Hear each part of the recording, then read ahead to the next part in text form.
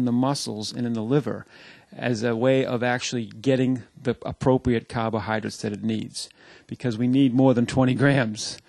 The brain alone needs that. Okay, it needs. Some people say it needs about 50 grams. Okay, so we actually take the carbohydrates in the muscles and in the liver, and we utilize it for energy. So when we do that, though, we actually have to strip off the water to get it to be in a usable form. So some people believe 1 gram of carbohydrates, 1 gram of carbohydrates will yield around 2 grams of water. So you lose water is what I'm saying on this diet. Okay, that's the first strike I have against this. Okay, so you're losing water as a way of liberating carbohydrates to get energy. So that's the first strike. Okay, so now we're actually, after 2 or 3 days, the body kind of going scarce on the carbohydrates. So it says, where are we going to get another energy source? We need energy. So we use fat. It makes sense. If we're not going to use carbohydrates, or we don't have any, we have very scarce amounts, the body actually utilizes, it tries to use fat for energy. And that's the whole idea of Atkins when he said, oh, that's a great idea. It sounds great conceptually. But what happens is when you try, the best way to get an analogy on this is if I put a log in a fireplace and you try to light it, good luck. Not going to happen.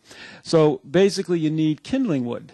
You need kindling wood to get the log to ignite over time.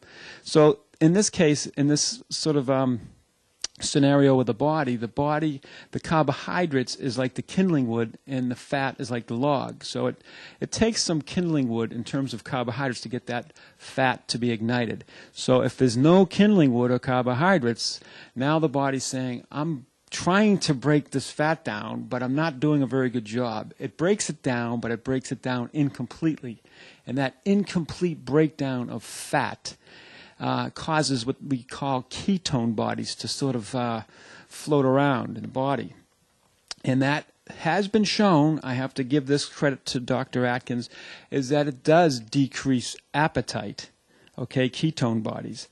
But when you break down fat without a carbohydrate flame, if you will, these ketone bodies are not, you're not breaking fat down effectively, so the body is still not getting enough energy.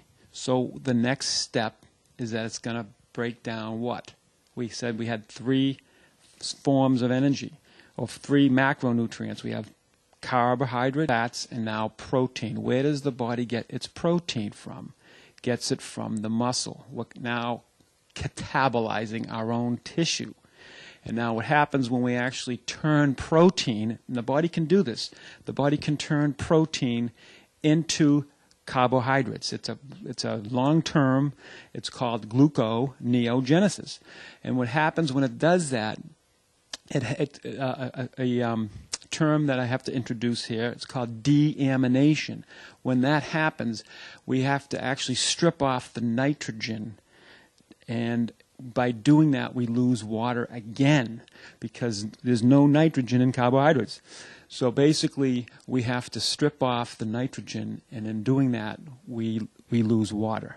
So we lose water when we actually try to get sugar from the cells, from the muscle cells and in the liver, like I said in the beginning, we don't have enough carbohydrates. And we also lose water again when we're actually breaking down protein and turning it into carbohydrates. So when you step on the scale and you see yourself losing weight, yes, you will lose weight on his diet, but you will lose water and you will lose muscle because you're breaking down your own protein. You're breaking down your own muscle to get the protein. So there have been studies that have shown that his diet over 6 months has been there has been no real deleterious or negative effects on his diet. But it was a study done by Eric Westman. I think it was the turn of the century, like 1999.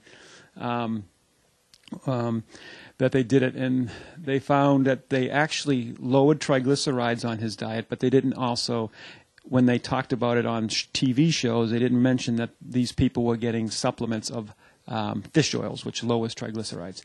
But enough said on the Atkins diet. I hope you get the drift that it's not the most long term.